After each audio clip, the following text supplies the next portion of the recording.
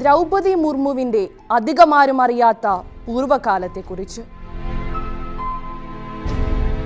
ആർക്കും താങ്ങാനാകാത്ത നഷ്ടങ്ങളുടെ തീക്കനലുകൾക്കുമേൽ ചവിട്ടിക്കയറി നാനാത്വങ്ങളിൽ ഏകത്വമെന്ന സാംസ്കാരിക പ്രൗഢി വാഴുന്ന ഇന്ത്യയിൽ ഒരു പുതിയ ചരിത്രം എഴുതി ചേർത്തുകൊണ്ട് ദ്രൗപദി മുർമു ഇന്ത്യയുടെ 15ാമത് രാഷ്ട്രപതിയായി അധികാരമേറ്റു.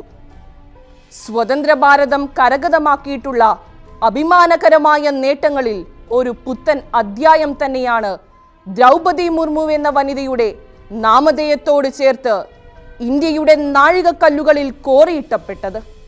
ഭാരതത്തിന്റെ പരമോന്നത പദവിയിലെത്തുന്ന രണ്ടാമത്തെ വനിതയും ആദ്യ ഗോത്രവർഗ പ്രതിനിധിയുമായ ദ്രൗപദി മുർമു രാഷ്ട്രപതിയായി സ്ഥാനമേൽക്കുന്ന ഏറ്റവും പ്രായം കുറഞ്ഞ വ്യക്തിയാണ്.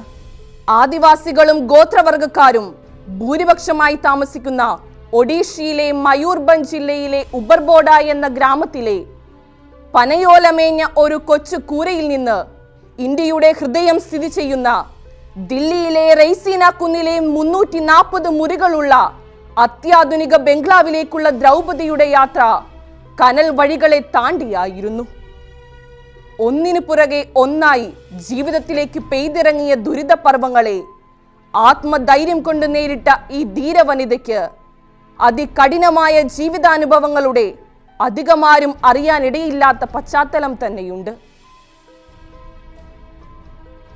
അതികഠിനമായ ജീവിതാനുഭവങ്ങളെ ശീലിച്ചെടുക്കുവാൻ പഠിച്ച ധ്യാനനിരതമായ ഒരു മനസ്സും അതുവഴി ലഭിച്ച ആത്മധൈര്യവുമായിരുന്നു ദ്രൗപദി മുർമുവിന്റെ പ്രധാന കരുത്ത്.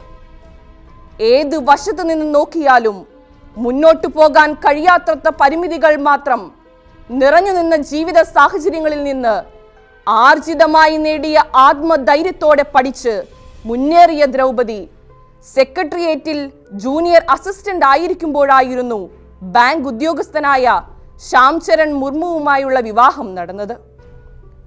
ആദ്യമുണ്ടായ കുഞ്ഞ് പൊടുന്നനെ മരിച്ചതായിരുന്നു ജീവിതത്തിൽ നേരിട്ട കഠിനമായ ആദ്യ അനുഭവം.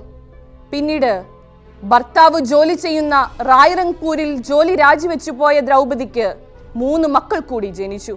2 ആണും 1 പെണ്ണും. ജീവിതത്തിൽ പുതിയ ചുവടുവെപ്പുകൾ നടത്തിക്കൊണ്ട് പൊതുപ്രവർത്തന രംഗത്തേക്കും അധ്യാപന വൃത്തിയിലേക്കും ദ്രൗപദി ശ്രദ്ധ തിരിക്കുന്നത് ഈ കാലഘട്ടത്തിലാണ്.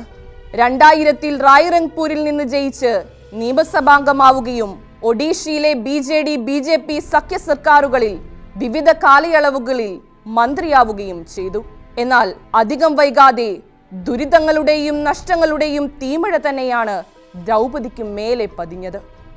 2010-ൽ 25 വയസ്സുണ്ടായിരുന്ന മൂത്ത മകനായ ലക്ഷ്മൺ തികച്ചും അപ്രതീക്ഷിതമായി രോഗം ബാധിച്ച് മരണപ്പെട്ടു.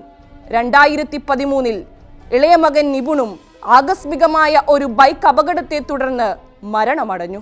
ആ ദുഃഖം മാറും മുൻപേ ഭർത്താവ് ശ്യാംചരണും ഹൃദയാഘാതം നിമിത്തം മരണമടഞ്ഞു. പിന്നാലെ അമ്മയും സഹോദരങ്ങളും നഷ്ടപ്പെട്ടു.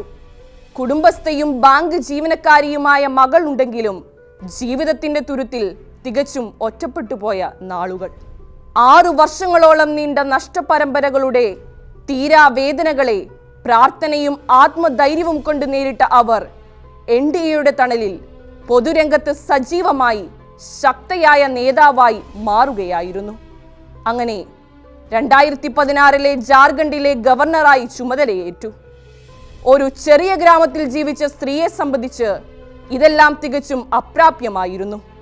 എന്നാൽ ഇന്ന് ഇതെല്ലാം പ്രാപ്യമാണെന്ന് ഞാൻ മനസ്സിലാക്കുന്നു. ദ്രൗപദി മുർമുവിന്റെ ഈ വാക്കുകളിൽ നിറയുന്നത് അമാനുഷികമായ ഊർജം തന്നെയാണ്. തീക്കനലുകൾക്കുമേൽ കാൽ ചവിട്ടിക്കയറി ഇന്ത്യൻ രാഷ്ട്രപതി എന്ന പദവിയിലേക്ക് ഉയർന്ന ദ്രൗപദി മുർമുവിന് ഷെക്കീന ന്യൂസിന്റെ അഭിനന്ദനങ്ങൾ.